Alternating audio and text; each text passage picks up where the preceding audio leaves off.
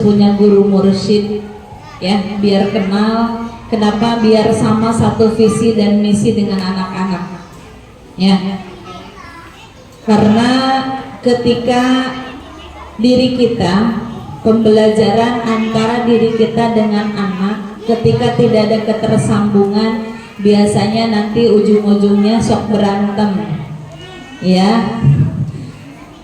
Kita bukan berarti beda pemahaman, tidak, namun satu sama amaliyahnya.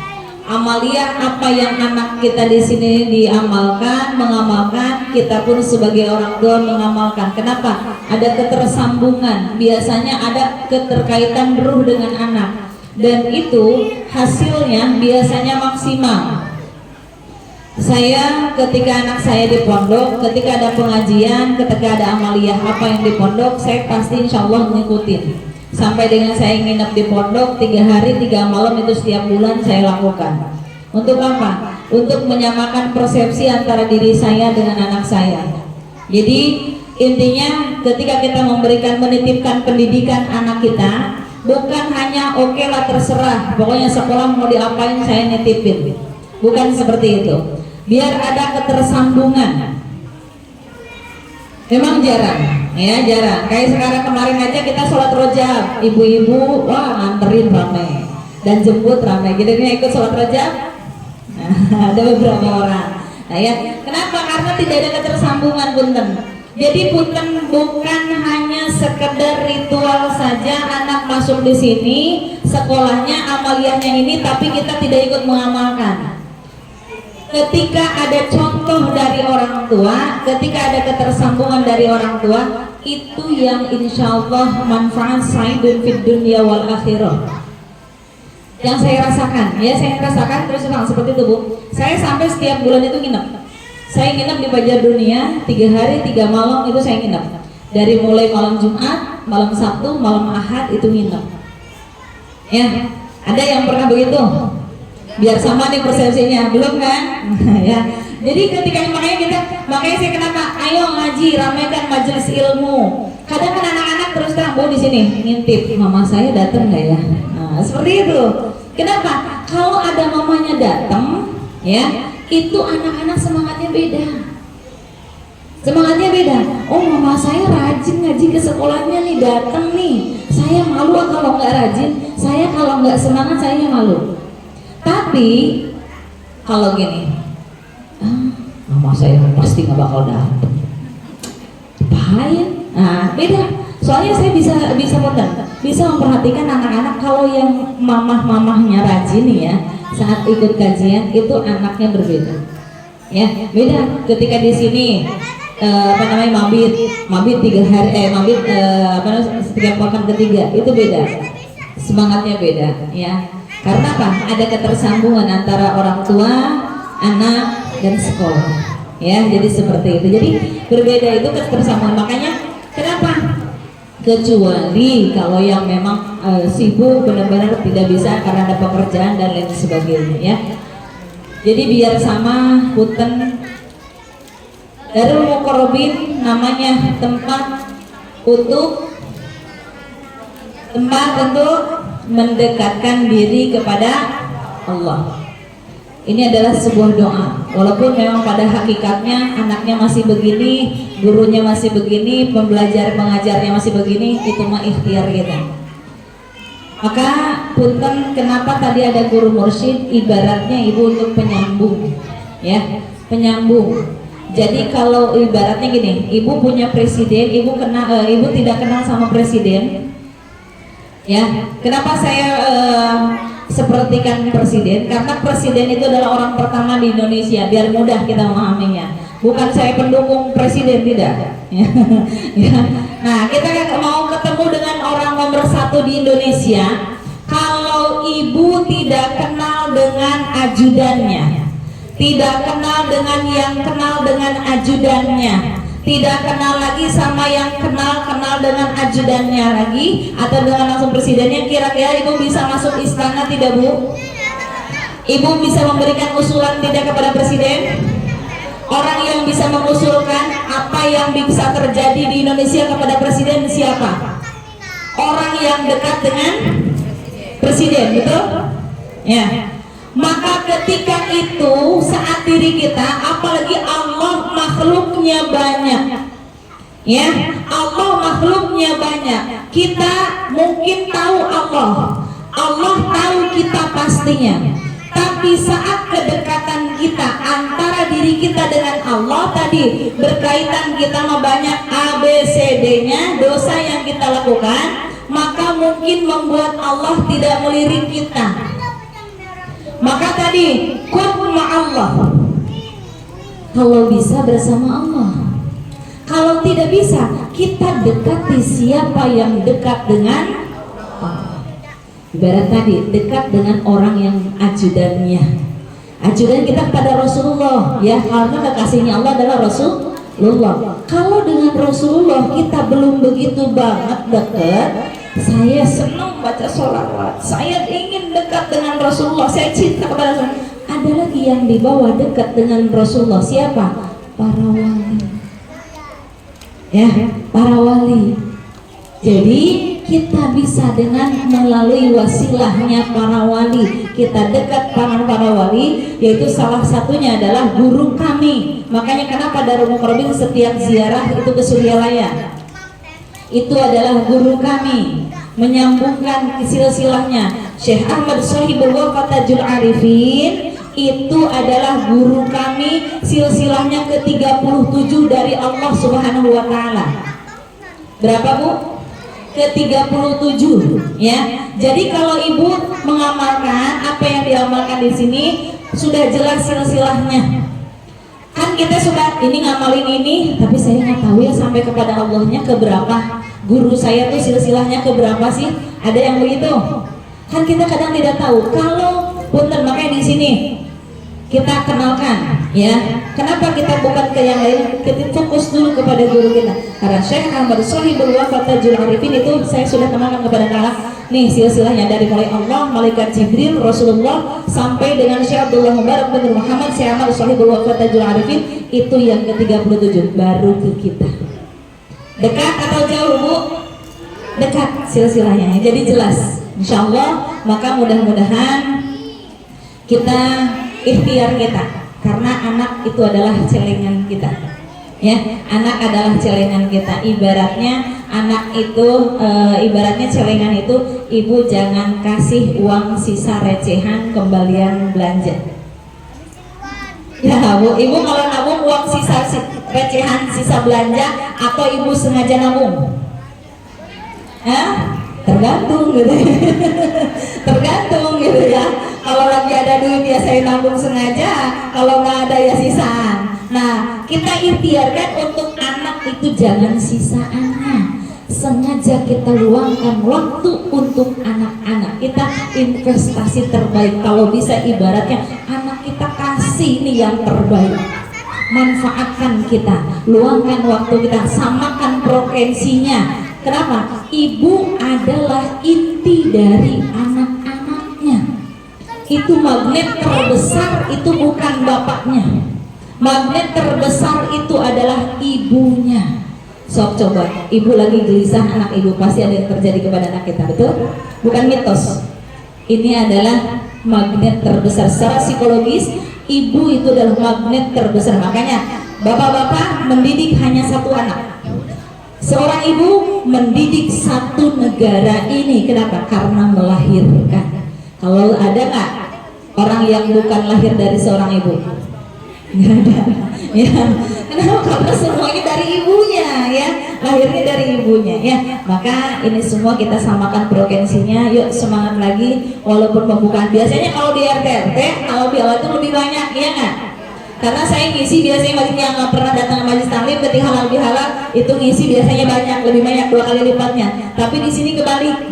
Ya, bulanan biasanya banyak sampai dengan 80, 90. Ini giliran halal bihalal kok sedikit gitu. Kayaknya nggak pada banyak dosa kali ya, insya Allah. Ya, makanya kata saya kalau di RT saya ngisi gitu ya, itu 2 kali lipatnya, Bu. Yang ngaji biasanya 20 jadi 40 yang datang gitu ya. Kalau halal bihalal. Kalau di sini luar biasa karena mungkin mudah-mudahan insya Allah nggak pada banyak dosanya ya. Amin. Ayo, ada yang bisa kesimpulan? Ayo, ada Quran, ini Quran yang besar sekali. Ada 2 lagi Quran, ada 2 lagi Doorpress. Iya, ada yang mau? Ada yang mau nggak?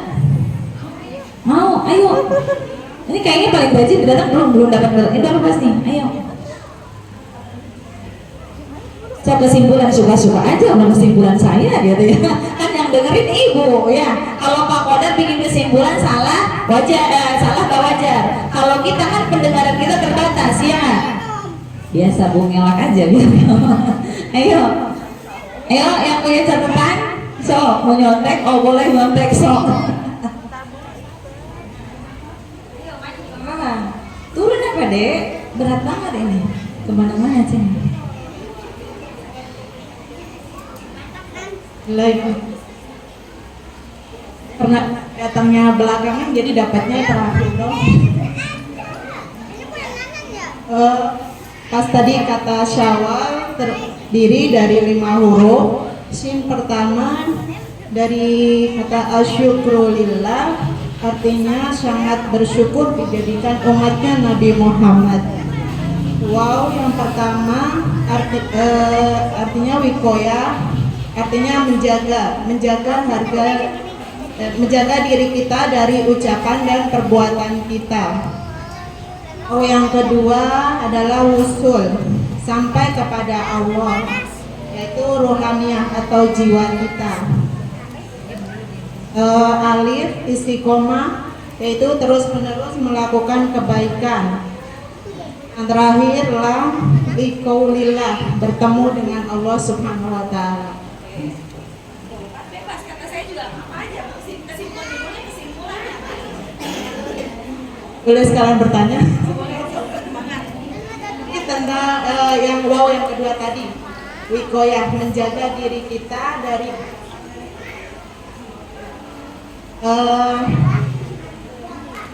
bagaimana cara berjanji pada diri kita sendiri supaya fitrah manusia itu tidak rusak. Karena secara kemarin kan alhamdulillah bisa ngaji, bisa rutin lah pas selama Ramadan. Ini kepada Allahnya juga. Jadi bagaimana dia bisa terus meningkatkan kualitas kita dengan selama merajut kemarin bulan Ramadan. Secara ini udah mulai agak kendor-kendor kembali ke setelan awal lagi.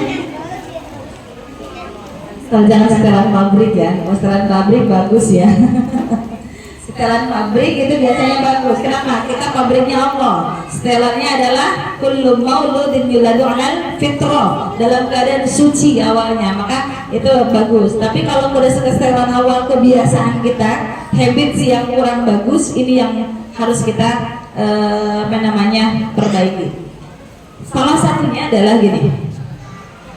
Intinya ketika ingin perbaiki diri kita, Allah mengatakan dalam surah Ar-Ra'd, "Innallaha la yughayyiru ma biqaumin hatta yughayyiru ma bi anfusihim." Kita kemarin Ramadan digembleng dengan puasa, digembleng dengan baca Qur'annya, digembleng dengan sholat sunnahnya, digembleng lagi dengan sodakohnya, ya, yang tebar tajil kan di mana-mana, masya Allah luar biasa. Ini kita pendidikan pendidikannya. Bagaimana cara menistiqomahkan? Bagaimana caranya saya biar tahu kemarin Ramadan itu menjadi Ramadan terbaik bagi kita?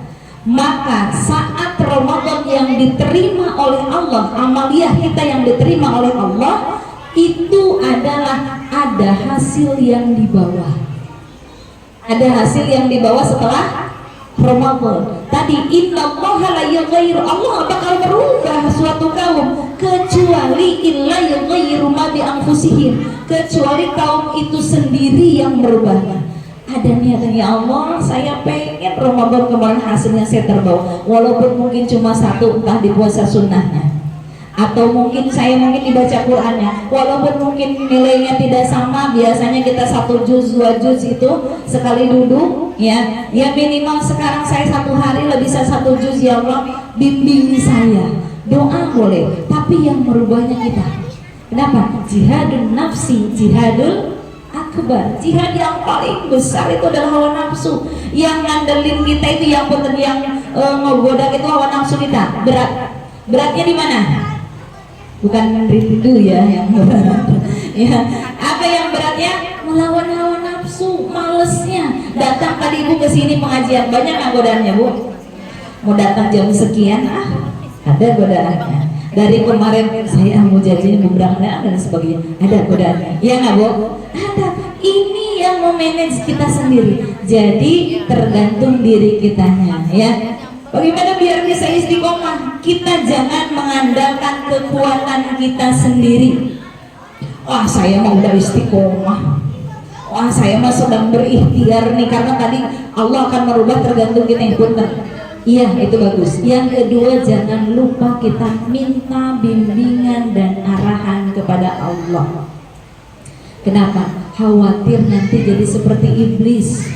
Iblis pinter nggak bu? Pinter. Ya, gurunya malaika. Tapi karena ada kesombongan, merasa diri yang paling pintar, merasa diri yang paling hebat, maka tidak butuh Allah yang membimbing. Maka kita di sini terus minta sama Allah, bimbing ya Allah, saya arahkan. Punten, setiap ibu mau jalan, mau ngapain aja, bangun tidur, ya, bangun tidur. Jadi seperti ini bu, bangun tidur aja ya. Kan kita sudah berdoa. Alhamdulillahilladzi ahyana ba'da ma amatana wa ilaihi. Sudah bersyukur kepada Allah. Tambahin, ya Allah, alhamdulillah Engkau telah berikan nafas kepadaku. Maka bimbing saya ya Allah hari ini. Hari ini arahkan saya ya Allah untuk mendapat ridhomu ya Allah. Ya, jadi kita minta sama Allah biar apa? Bukan sesuai nafsu kita. Minta arahkan biar apa? Masak kitanya karena Allah, ngurus anaknya karena Allah, ibu jalan ke sini karena Allah. Minta ya Allah, kalau ibu lu sudah mulai lupa lagi, tadinya pagi ya udah kita niat seperti itu, ternyata lagi masak ibu ya, ini lagi masak, terus ibu dapat telepon ya kan, atau dapat kabar yang tidak enak ya, dapat kabar tidak enak. Kalau kita sudah serahkan sama Allah, kita kata oh ini adalah takdir. Jangan sampai kita A, B, C. Atau lihat bangunin anak susah, mau berangkat sekolah, yang ada ibu emosi. Iya enggak? Nah, ini kalau kita niatnya tidak dilurusin, ya anak ini dibanguninnya susah, ada emosi. Tapi kalau kita sudah minta, ya Allah arahkan saya ya Allah, harus banyak ngelus dada, minta bimbingan Allah, biar kita biar apa bu? Biar ridho melaksanainnya, biar Allah pun ridho sama kita, insya Allah. Ya, jadi itu. Jadi intinya adalah niatkan diri kita, yang berubah diri kita, dan yang kedua adalah minta bimbingan dari Allah Subhanahu wa Ta'ala. Yuk, boleh milih mau Quran. Ini ada yang dari sedang, ini ada yang besar. Ya, ini Quran. Ini ada mukena dan kerudung. Boleh milih. Kan pertama sini. Biar maju. Saya capek maju mundur. Ntar saya. Sini. Boleh milih. Ada lagi? Ayo. Ih, udah 12 kita makan bakso. Ayo. Udah dicemplungin sama panitia. Ayo. Ada lagi? Mau nanya boleh. Mau kasih kesimpulan boleh. Ayo. Lu udah lapar kayaknya. Ada 4 soalnya nih, baru 1 berarti keluar. Ayo. Ayo. Ayo. Maju. Bukan maju. Ayo. Cung, mau ditanya. Ibu-ibu senang ditanya. Ya, boleh. Iya, siap. Ya. Ada lagi? Ayo. Boleh. Mau nanya, mau ditanya. Mau kasih kesimpulan? Oh iya, boleh. Assalamualaikum warahmatullahi wabarakatuh. Sedikit kesimpulan yang saya pahami, betapa beruntungnya kita ya sebagai umat Nabi Muhammad di akhir zaman, karena Nabi ya Rasul lebih menyayangi kita umatnya di akhir zaman daripada sahabat-sahabat beliau. Karena apa? Karena kita sebagai umat akhir zaman belum pernah menatap muka ya seorang baginda Rasul, tapi kita beriman kepada beliau. Sedangkan sahabat kan wajar mereka udah bertemu dengan Rasulullah. Oke, ya. Boleh berdiri. Wassalamualaikum warahmatullahi wabarakatuh. Halo warahmatullahi wabarakatuh. Kan kalau ada kesimpulan, oh iya ya tadi ada itu, ada kan tadi? Nah, ya, ada lagi? Ayo. Yang depan kamera, ayo. Ada lagi? Boleh, Bun, gini Bun. Ambil. Stop. Mangga. Ini kurang persiapan sayanya di 12 ini sampai lupa. Karena kemarin ada, ya mangga, ini ada kurang yang besar, ini yang sedang. Mangga. Alhamdulillah. Boleh, itu kerudung. Kayaknya, iya mangga. Siap. Alhamdulillah, mudah-mudahan berkah. Ayo. Ada lagi? Ayo biar makan bakso. Udah wangi banget ya tuh, udah dimasukin. Panitia sudah siap? Oh siap tuh, Mama Azam sampai siap katanya. Ayo, dua lagi. Ayo. Sob. Kan kata saya sama kesimpulan bebas, tergantung masing-masing. Bismillahirrahmanirrahim. Assalamualaikum warahmatullahi wabarakatuh. Kesimpulannya dari yang saya dengar dari pentas Pak Ustadz adalah gimana kita harus mendekatkan diri kepada Allah dengan memperbanyak zikir dan mendekatkan kepada orang-orang yang dekat kepada Allah. Apa itu ya namanya, guru, mendekatkan diri dengan guru yang dekat dengan Allah agar kita bisa, karena kalau kita sendiri yang mendekatkan diri dengan Allah belum tentu kita bisa mencapai itu, tapi kalau dengan kita mendekatkan diri dengan guru, insya Allah kita bisa ke bawah dan ikut bersama guru. Sekian.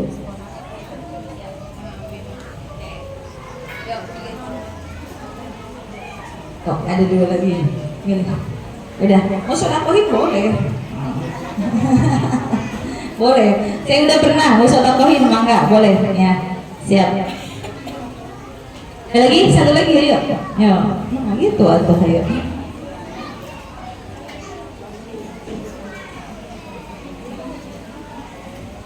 Bismillahirrahmanirrahim. Kesimpulannya tadi Nabi Adam berbuat dosa satu, yaitu makan buah huldi, dan beliau harus beristighfar atau berdoa, Rabbana zalamna anfusana wa illam taghfir lana wa tarhamna lanakunanna minal khosirin. Itu selama 200 tahun dan belum diampuni oleh Allah. Diampuni saat Allah berujar la ilaha illallah. Kemudian Nabi Yunus masuk ke dalam perut ikan hiu selama 40 hari 40 malam. Itu membaca doa la ilaha illa anta subhanaka inni kuntu minaz zalimin. Baru kemudian hiunya menepi dan keluar.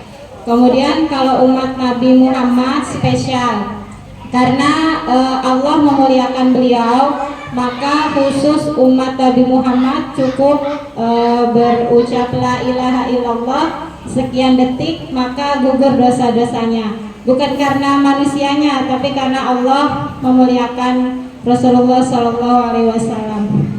Sekian nih, mau dihibahkan aja nih buat Syakira kelas 3. Ini ada bestong buat Mama Syakira katanya. Ya. Oke. Nah, ya berkah. Nah ya. Tadi sedikit yang terakhir ya. Jadi kalau tadi Nabi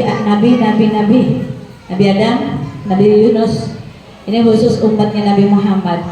Namun yang perlu kita catat adalah tadi ketika mengucapkan la ilaha illallah, memanjangkan kalimat la-nya dengan rasa ta'lim. Kalimat la ilaha illallah la-nya boleh dipanjang kan itu majaiz ya, harusnya majaiz munfasil. Namun kalau khusus dalam kalimat la ilaha illallah, la-nya mad apa Bu? Mad apa? Harus tahu kita. Karena kan kita dalam tahlil wa afdhaluz zikri fa'lam annahu la ilaha illallah. Kalimat la itu di sana adalah madnya bukan mad jaiz. Namun kalau mad jaiz kan boleh 2 sampai dengan 6 harkat. Ini ketika kalimat la ilaha illallah, khusus untuk kalimat la ilallah boleh dibacanya 12 harkat. Panjang atau panjang banget? Panjang. Boleh dibacanya 12 harkat karena di sana madnya bukan mad jaiz, karena mad ta'zim. Mad apa Bu?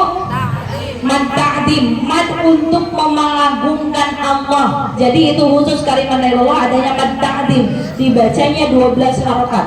Ya. Nah, maka ketika orang memanjangkan dengan rasa ta'zim di sana, diampuni dosa sebanyak 4.000 dosa.